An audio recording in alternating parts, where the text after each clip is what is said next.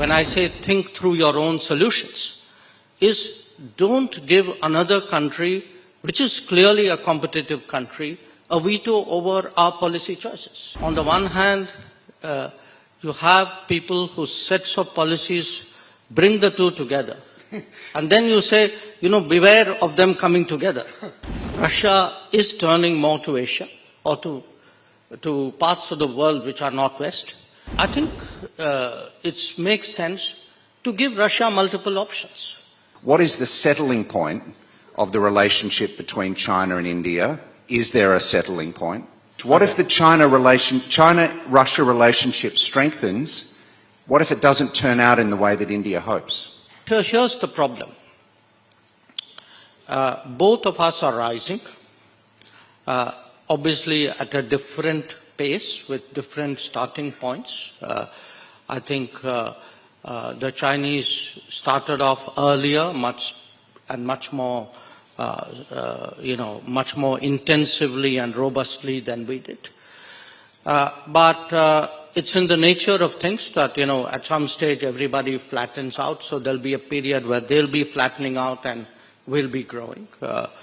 I'm not in denial of, what the numbers today suggest, but if one looks, for example, at the Goldman Sachs prediction, which is that we'll both really, by about 2075, end up as $50 trillion economy plus, and will be the two closest to each other.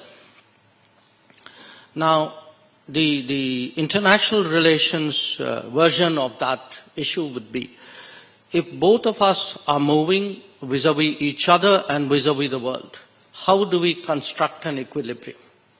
That there will be occasions when one or the other would want to change, to do something to press home a particular advantage, and the other will resist it. Here's the immediate issue, which is, from the 1980s, really, late 80s, we had an understanding on the border, precisely because it suited both of us. Now, there was a departure after after 30 years, a departure on their side in terms of how they behaved on the border. And there's a pushback from our side. So I think management, arriving at equilibriums, then maintaining those, refreshing those, is going to be one of the biggest challenges for both countries. It's not going to be easy.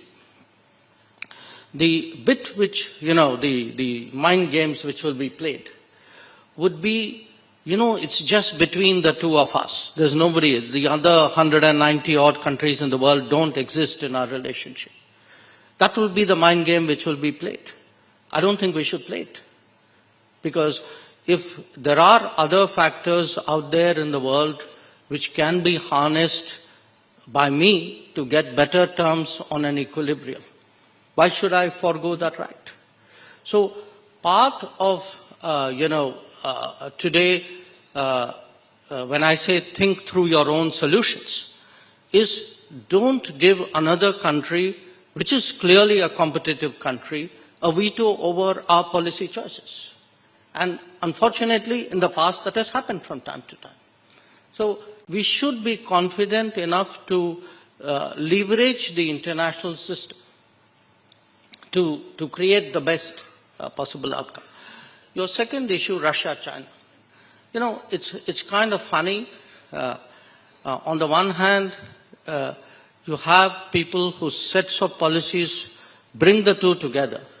And then you say, beware of them coming together.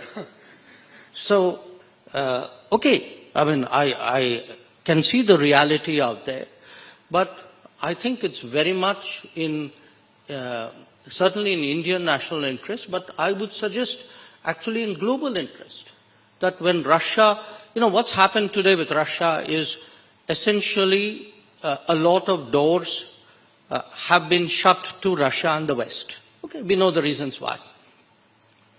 Russia is turning more to Asia or to parts of the world which are not West.